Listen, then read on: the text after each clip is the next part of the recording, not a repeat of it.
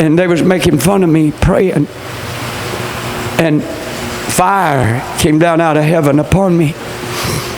There's about 20 of them, 10 or 20 of them. It took about 10 ambulances to haul everybody away. And something come over me, and that main man run up there and looked at me, said, if there's anything to you, let lightning, it was sunshine just like it is right now, said let lightning, they got it on record out there at the federal prison. You can criticize me, it don't make no difference to me. You will face God. You rob this message, and I tell you, God will put you on cornbread and peas, and you'd like to sit down at a steak. You'd like to sit down at a hamburger. This is the time God's telling me people are not rob this message. And when that man looked at me and said, if it be anything you, let lightning come out of heaven right now. Just like that fire came down on me. I was a fire, and my hands done like this. It him, and he said, let the lightning bust me wide open. And when I done that, and God, that man,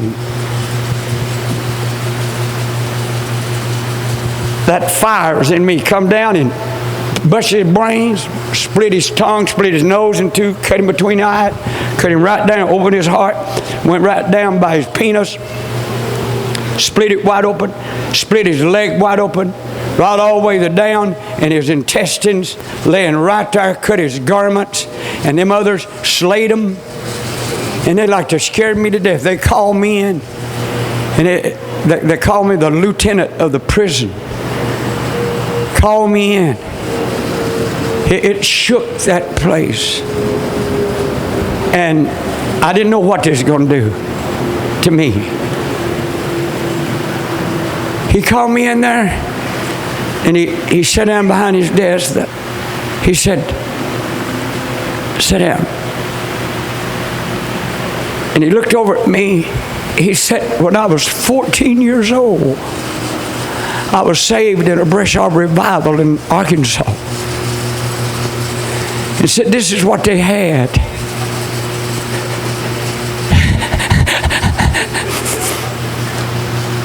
He said, but as I got older, I served God. I went in the military and I served God. And I got away from God.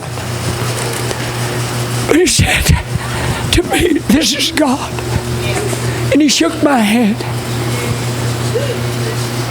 He said, Brother Terrell, this is the last you hear this. I said, ain't gonna happen. Doesn't happen to you.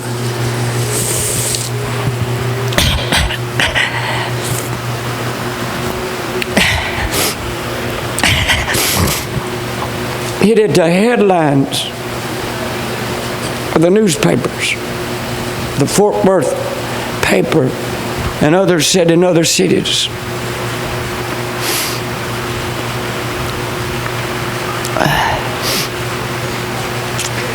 That was in 1985. I want you to know God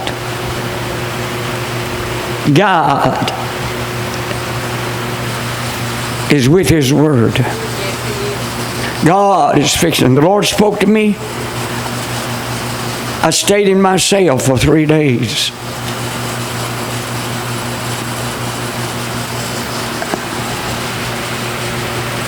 And wept. Didn't eat. Told him, lock me in there. I tell you, this is a fearful time. God spoke to me and said, before I come, there's going to be a ministry on the face of the earth. Now you can laugh if you want to.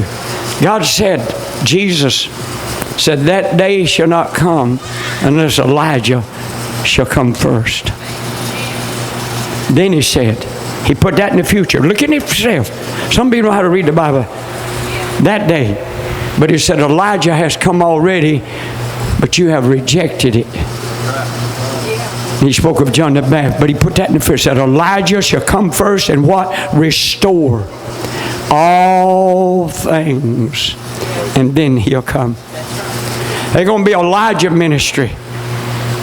that's going to slay the wicked. There's going to be Elijah ministry that's going to slay the wicked. Some of you need to support this word. I don't say a lot about the offering. You know I don't.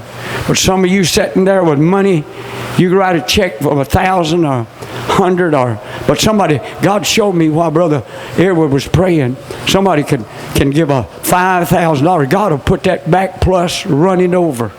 You need to obey God. You need to obey God. You need to obey God. Father, in the name of Jesus, God, I'd rather take a whooping than have to speak this kind of word. But I fear you.